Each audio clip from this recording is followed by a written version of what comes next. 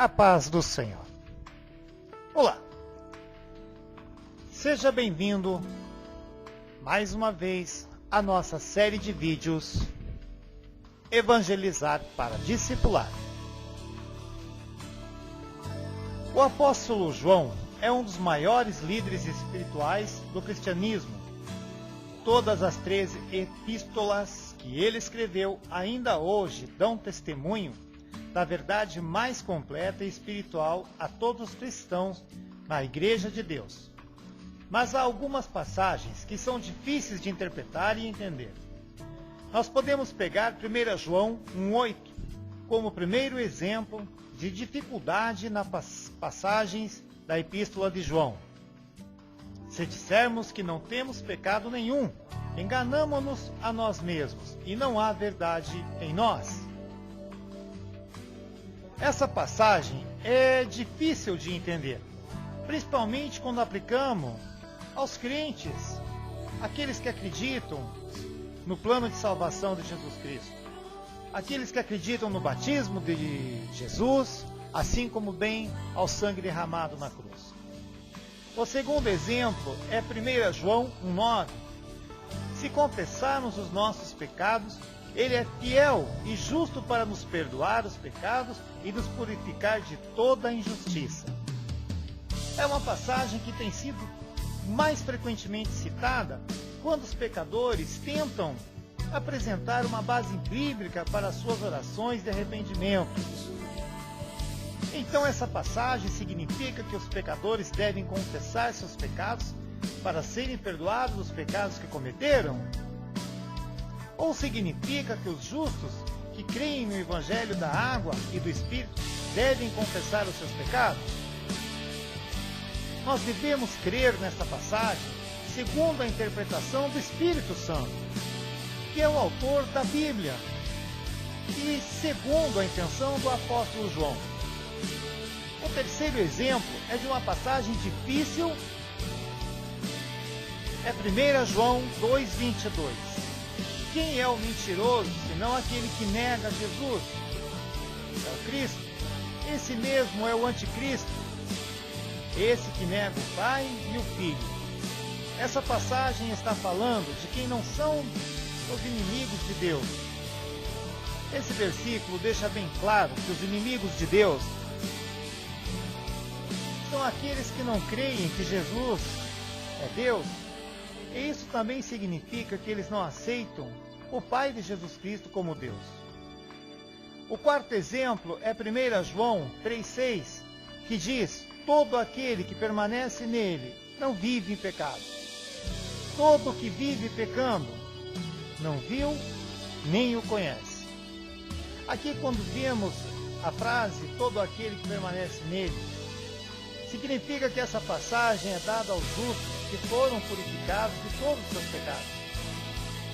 Por crerem e por terem fé naquilo que Deus fez por nós, dando o seu Filho para ser crucificado e nos lavar de todos os pecados, tanto do passado, do presente quanto do futuro. Aqueles que acreditam no Evangelho de Deus. Os justos não podem negar sua fé em nenhuma circunstância, porque eles creem no verdadeiro Evangelho. Pode haver alguém que realmente não comete pecado em sua carne? Todo mundo peca. Contudo, os crentes no Evangelho da água e do Espírito não cometem esse pecado de negar o verdadeiro Evangelho. Quem são aqueles que hoje em dia creem em Deus verdadeiro como seu perfeito Salvador? São aqueles que foram libertos de todos os seus pecados por crerem no Evangelho dado por Deus. Eles são os santos que não têm pecado porque creem no verdadeiro Evangelho.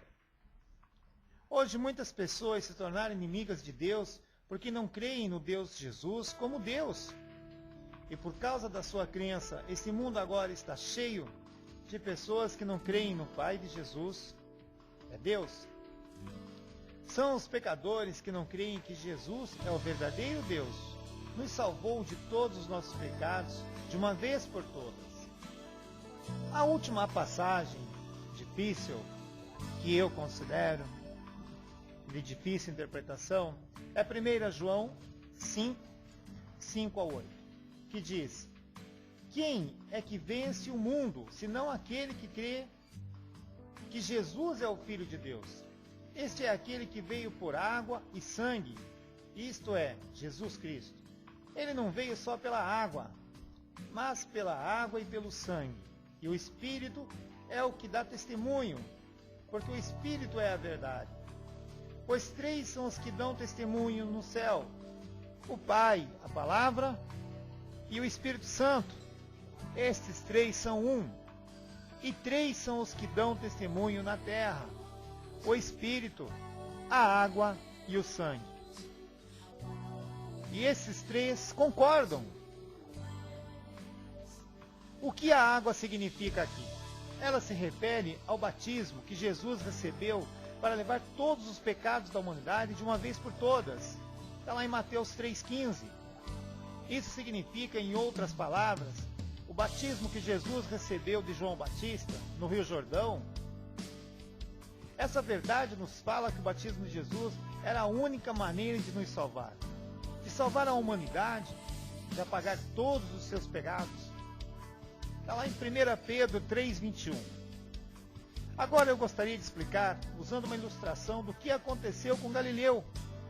O resultado da fé errônea daqueles que creem somente no sangue da cruz, que é muito diferente da fé no Evangelho dado por Deus, que é muito diferente de crer no batismo do Senhor Jesus Cristo, é muito diferente de crer com fé que Jesus Cristo deu o seu sangue, derramou o seu sangue naquela cruz por nós, que teve lá a sua origem na era apostólica.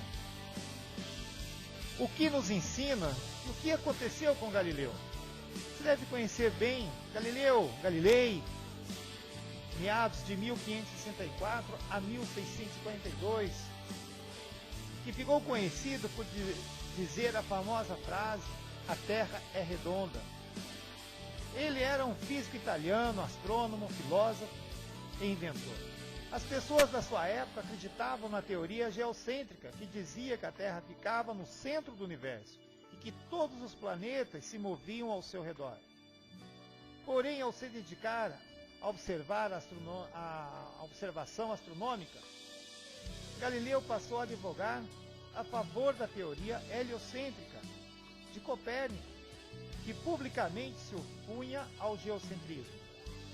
Isso provocou a indignação da Cúria Papal, e como resultado ele passou por momentos difíceis e por perseguições, mas por causa disso ele foi reconhecido como um dos maiores cientistas e contribuiu para o desenvolvimento da ciência moderna.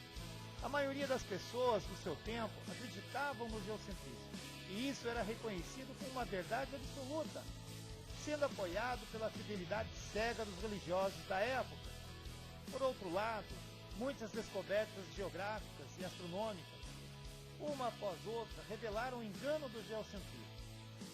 Mas as pessoas daquela época não podiam dizer nada sobre isso, porque aqueles que se opunham a essa teoria eram considerados inimigos de Deus, e portanto não tinham como escapar da perseguição. Mas Galileu anunciou sua teoria com ousadia, e é claro que foi severamente perseguido pela religião dominante daquela época. Embora a verdade jamais pudesse ser distorcida ou ignorada pela força ou pelo número dos seus oponentes. Na verdade, a maioria absoluta dos cristãos, hoje em dia, não conhece a verdade do plano da salvação que Deus nos deu através do seu único Filho, que é Jesus Cristo. Eu oro a Deus para que Ele nos dê a todos nós a sabedoria do discernimento